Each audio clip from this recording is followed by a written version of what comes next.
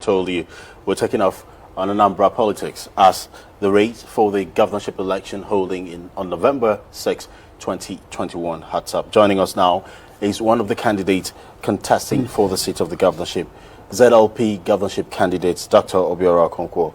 Good to have you here with us. Good morning and welcome. Thank you so much. My pleasure to be here with you this morning. Welcome again, Dr. Okonkwo. So your campaign trail has been all over the state. Let's begin from security of the southeastern part of the country, which we have seen with the incidences of IPOB, asking businesses and officers and individuals to shut down every Monday, and that and many other challenges, including that of the attack we see from time to time on INEC officers around the eastern part of the country. Let me ask you, what is your agenda in the area of security for Anambra State? Well, it is quite unfortunate that we're in such a chaotic situation where instructions and activities are conflicting each other from different quarters. Today it is sit at home, the next day is government saying don't sit at home. And then we also hear from sources that there's no more sit at home, but I don't know for what reason it continues. But however, I see more or less issue of security as a result of injustice, unfairness, joblessness, poor economic growth and activities. So for us coming in as governor of Anambra State, we have an elaborate security plan. It is not that security where you have to be shooting, you have to be whipping now. It is security that you have to fight with jobs and jobs. We have to equip the youth with skill, enough for them to be employed. And then there should be also a value reorientation. Because if you look at among the youths, they have seen the issue of killing and shooting as a tradition, as a guy mind thing, they also come from cultism and all that. But our tradition in Igbo and abhors that. It's an abomination. In fact, in my hometown, if you kill your brother, you must go on exile for like 12 months. You will never be back to that community. These are values that have eroded us. We need to bring them back, and that has to come with reorientation. So for us, we also think that there must be an elaborate security plan which we intend to implement using both conventional and unconventional security. I've practiced that in my hometown. My hometown is as peaceful as any way you can imagine. We had brought together some youths of the community who were actually part of the problems we're having, empowered them, reoriented them, and they had become part of the security team. They arrest the miscreants themselves, they discipline them, and then hand them over to the place. It works. So we think that if you equip the local government administration in collaboration with the town unions and the traditional rulers, you'll be able to get a good result out of it, and then provide the place with everything they need to fight crime. So I really think that with this, and job on top of it, we should be able to curtail the security situation in Anambra State. It's very practical, and it has worked in my community. So we just have to expand it to the larger part of the state. Dr. Okonkwo, the other aspect of her question had to do with the threat, the sit-at-home orders, and the threat coming from the IPOB over the past few weeks. And right now the latest is that, okay, we're going to shut down the Southeast for a whole 1 month until our demands are made. There are concerns in some quarters that, the political leadership in the Southeast is not really doing enough to address these, anxiety and concerns in the minds of those who are promoting it. We'll go straight on to engage them. You have to communicate, you have to discuss. And then you have to take certain strategic intervention in some quarters here in Abuja to show some understanding. And then I think also with that done, you need to present yourself to those groups as someone who is credible, someone who they can trust. But there is a whole lot of communication gap and betrayal of trust. These are young men. There's a trust issue right now. There is a trust issue. These are young men who are also looking for who to talk with. I mean, nobody gains from all this struggle. It's a struggle, it's an agitation. They must have to be met somewhere and halfway. So I really think that these are part of things we are going to. They have it, I'm sure they from my credibility, from my integrity and antecedents, and the available pedigree that is verifiable, I have no doubt that they will be glad to engage with me. So engagement is the key. You have to talk to them. Do you think the center would be ready to listen? I can tell you that if you come up with a workable solution, the center will want to, because I'm sure no leader will want to have any place ungovernable. You know, they want peace in Nigeria, and the peace in Saudi is very, very desirable for everybody. So they are looking for, and I can tell you with all sense of responsibility that one way or the other, I've come across, been around some discussions that makes me convinced that actually a workable plan solution that you meet each other halfway would be acceptable by any responsible leadership, especially the leader in the center. Yeah.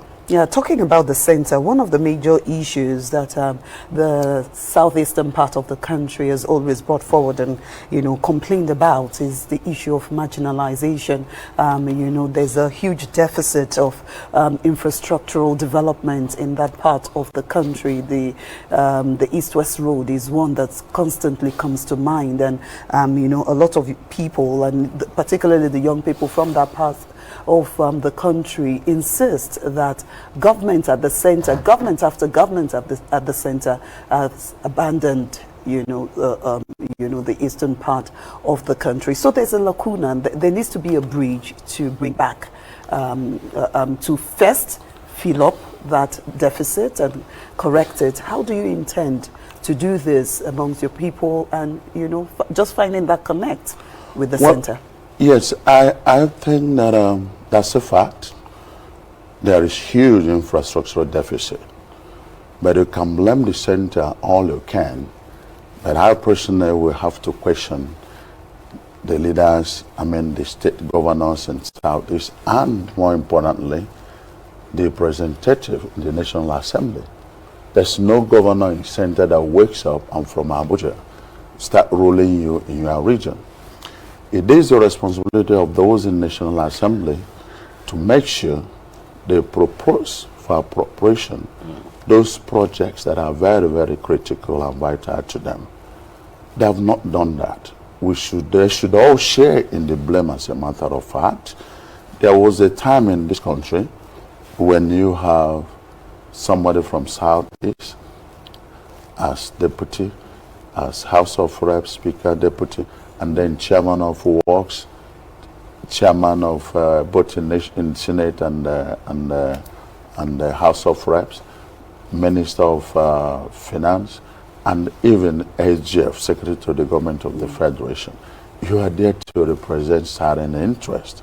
So if they had actually sat down and articulated the needs of the Southeast, they were in a position to push it across and make sure there is a proper funding for that. But you see, we've had so much people representing for their own interests and not for their own people.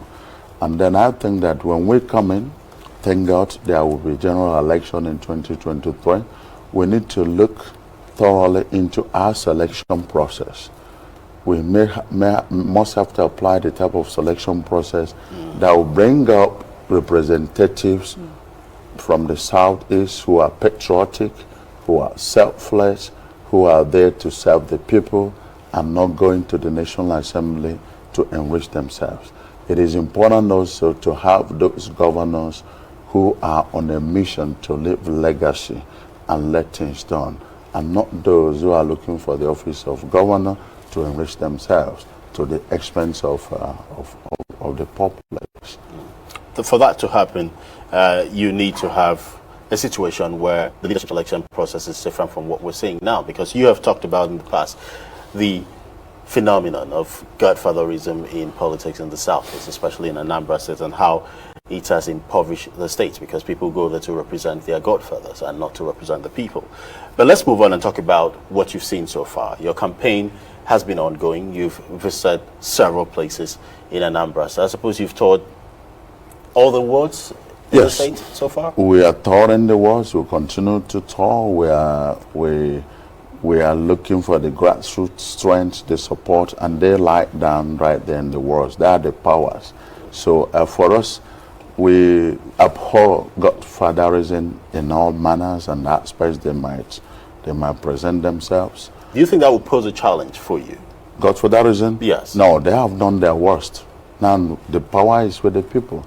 They can only do that at the point of selection. Interesting so that you use that phrase, the power is to the people, because you belong to the party that had that phrase as its catchphrase, I would say, power to the people. I mean, the PDP, and you left the PDP.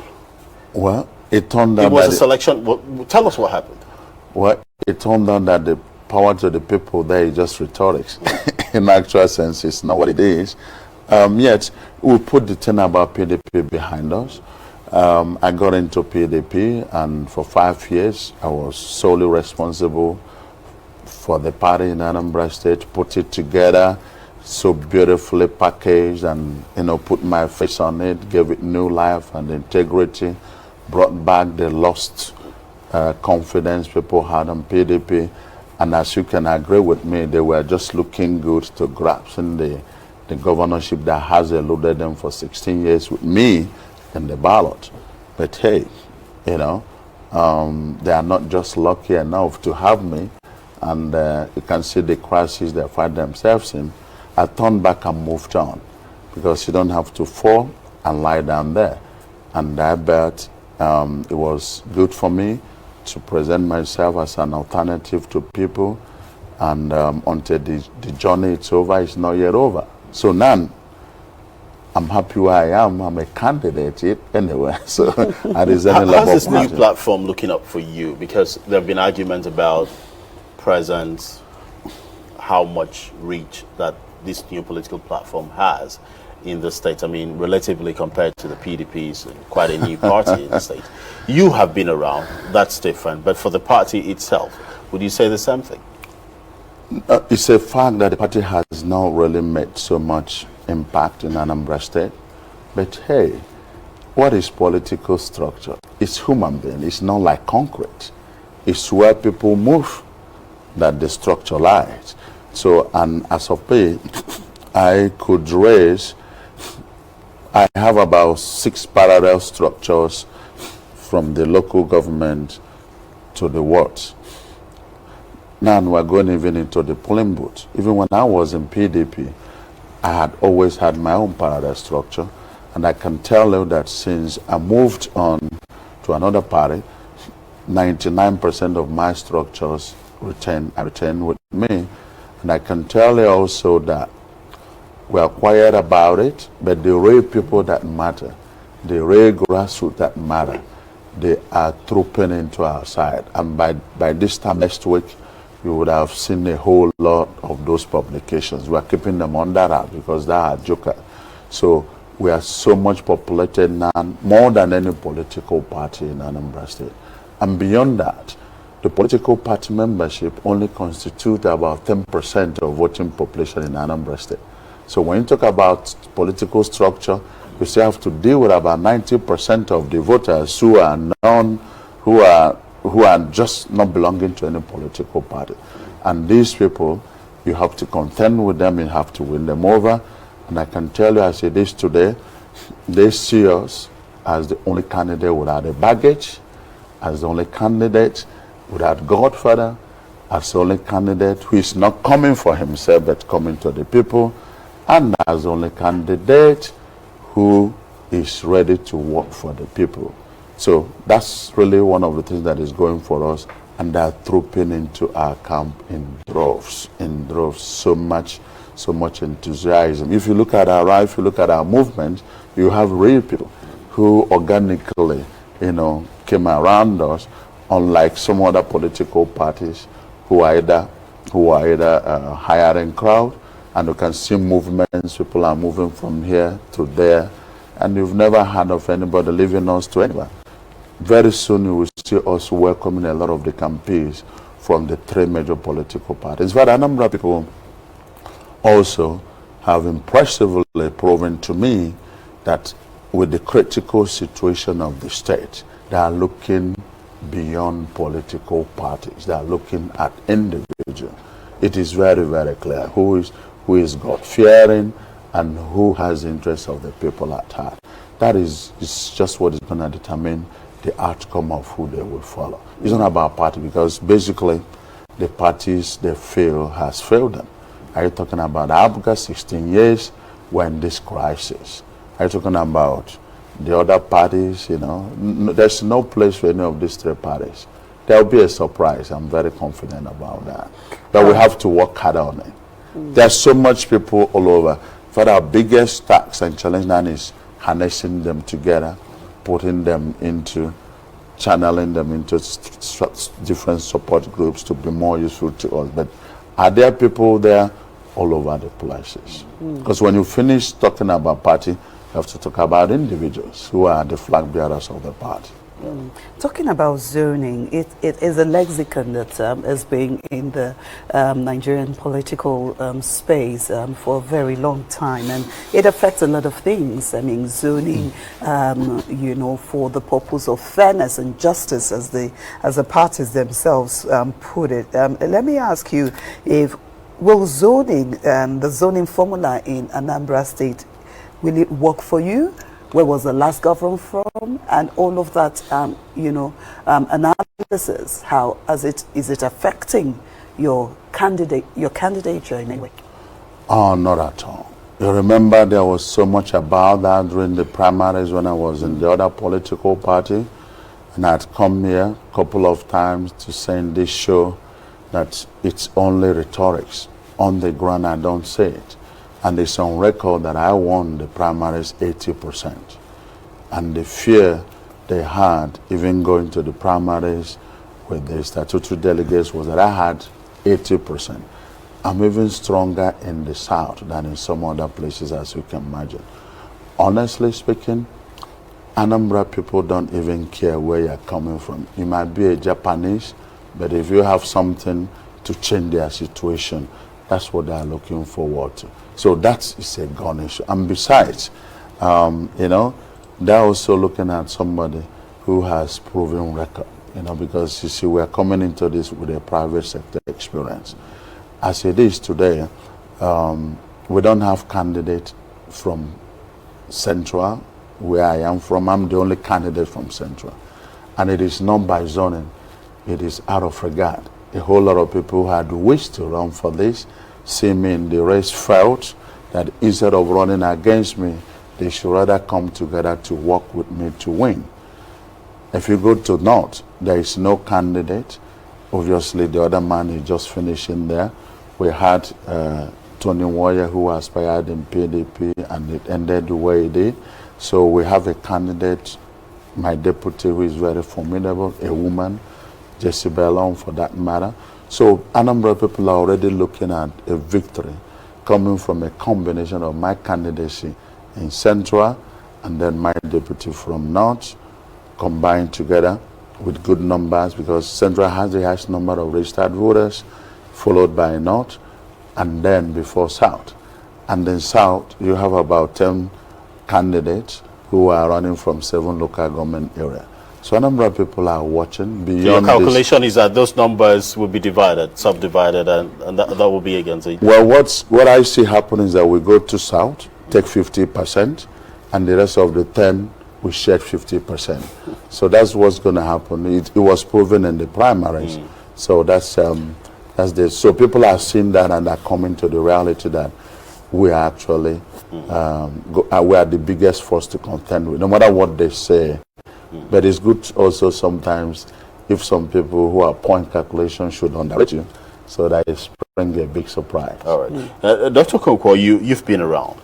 Like I mentioned earlier, you've taught a number of awards in the state. Apart from what was encapsulated in your programs and manifesto, what exactly have you identified to be the real issues affecting the people of Anambra, their real needs? If there's, I mean, going around should give you a sense of what the needs assessment is for the people of Anambra State. What have you identified as those core needs of the people that requires urgent and sustained intervention?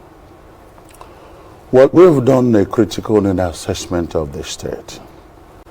They vary from place to place, but I can tell you generally, Anambra people are hardworking people. They don't like to be spoon-fed. All they need is to bring back to them that I can do spirit. Good number of them have lost faith in themselves. It might be a surprise for you to know that in generally speaking, what is common that is needed today is just that self-confidence. People are hopeless. They don't even think that they can do anything anymore because every other thing they have done is failing. Parents cannot feed themselves, they cannot feed their family. Going to school, they think it's a waste. And that's why you could see a young man coming to face a soldier who was trained to do nothing else but just to kill. And then he faces him with just some kind of stick or something. It's people who are hopeless. So I think this is one thing that is common. Beyond other infrastructural needs, they also think that for many years they have trusted their leaders. There have been a whole lot of disappointment. They need to have a leader they can trust. They are good followers. It is only recently you see Anambra people paying attention to what's happening in government. That's why they have left governance for people who had turned out to be professional politicians instead of being professionals who are in politics. So I think that for me, they need also to have a feel of development in the rural areas. Not everybody will want to come to Abuja to have a feel of it, or even go to the city center, which is, to the capital city, which is Oka. Just conduct local government election. Send the funds of local government to them directly and allow them to appropriate the funds and implement their budget. You will reduce the stress for the 60%. And then you have time to focus on major strategic issues for development. For me, in all of this, without going individually to community, that's what I think is critical. Let them just have there will be local government election. You have councillors who are elected, you have chairmen who are elected, and they start dealing with people and below. And the rest, obviously, you can deal with certain strategic policies. All right, let's talk quickly about economic growth. And you talked earlier about one of the ways to combat insecurity in Anambra State will be to make sure that people have jobs and more jobs, and engage the young people generally. And of course, this boils down to this affects the economy when people have some monetary power to take care of themselves. But you have a plan to bring 10 billion Russian investment into Anambra State if elected as government. In what sector of the Anambra economy are you hoping to push this investment? Anambra has a reputation as a state with the highest billionaires in Nigeria. That's a fact. But when you hear that, you will think that if you go to Anambra State, you see a lot of activities, industries, and all that. It is not the case because 99.5% of those reputable billionaires are living outside Anambra State, and they have their activities and businesses located outside Anambra State. Our economic growth is very low. It's just like constant for many years because the government in that place is only looking for peanuts that are coming from poor revenue generation and stipends from Abuja. So for that reason, we think that one of the major challenges we should have, which will have a solution though, is to attract back economic activities in the state. But for the records, that state was somehow buoyant before all this mess. We had, for instance, before 2005, you had about 55 to 60 industries in Nnewi alone functioning, producing quality products of international standard, where you have customers coming from all over Africa straight to Anambra State, lodge in the hotels, go to the factories, have transporters move them in and out, until eventually we have a government that relaxed the security issue in Anambra State. Some of these producers, some of these manufacturers, industrialists became victims of kidnappers.